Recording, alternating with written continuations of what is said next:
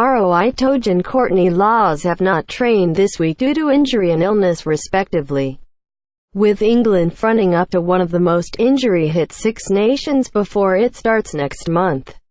England head coach Eddie Jones has 18 players that are either doubtful or ruled out of the opening encounter against Italy next weekend. And that number doesn't even include Itoje or Lawes, though both are expected to recover in time for the trip to Rome that sees the reigning champions begin their campaign to make history and win a third consecutive title. Maro isn't training. He's carrying an injury from Saracens, Jones said at Wednesday's Six Nations launch in London. Courtney's not training. He's carrying a bug from the Midlands. Maro has got some sort of hip problem, nothing too significant, but we need him to get back to full fitness. Apart from that, we've got a lot of players training.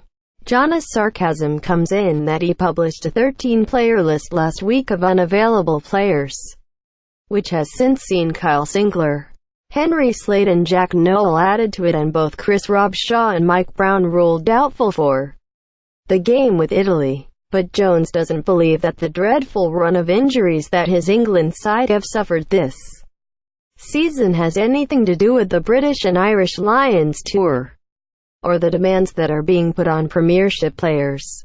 You just have these runs. Jones added, I don't think it's anything significant. You have ups and downs in the game, and at this particular time there are a number of injuries. Surprisingly, Jonesy is not the only one who believes that. Ireland's Joe Schmidt feels that, despite missing Lions players in Sean O'Brien and Jared Payne plus Jamie Heaslip, Craig Gilroy, David Stockdale and Dave Kilcoyne, he has seen far worse injury runs during his time with the national team, with the Kiwi preparing to head into his fifth Six Nations campaign.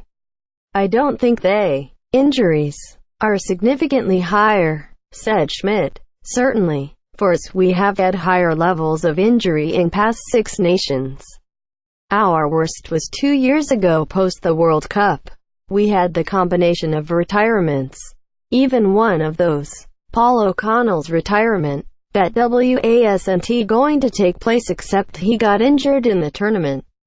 Joe Schmidt doesn't believe Ireland's injury concerns are greater than normal at this time of the year. Getty. Therefore, for us, that particular Six Nations was probably tougher than this one with the number of injuries we have. It tends to be that things ebb and flow a little bit insofar as the injury situation is concerned.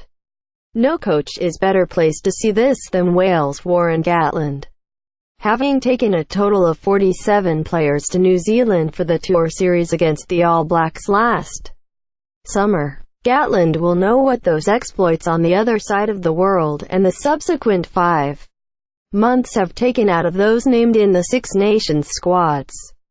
Gatland offered a similar opinion to Jones and Schmidt, but added that more focus should perhaps be put on the matches that lead into the Six Nations, given the domestic and European games that have filled the December and January months.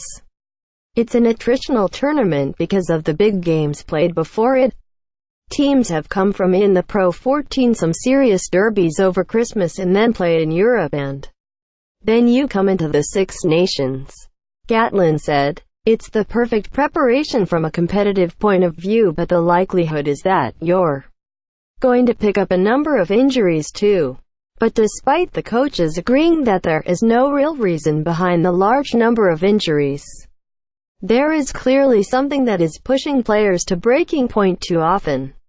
A select 15 of Six Nations players currently sidelined would throw up a team very capable of winning the entire tournament. A back row of Sean O'Brien, Sam Warburton and Billy Vunipola, Dan Biggar at fly half, Jonathan Davies in the center and Elliot Daly, Jack Nowell and Liam Williams making up the back three, to name but a few.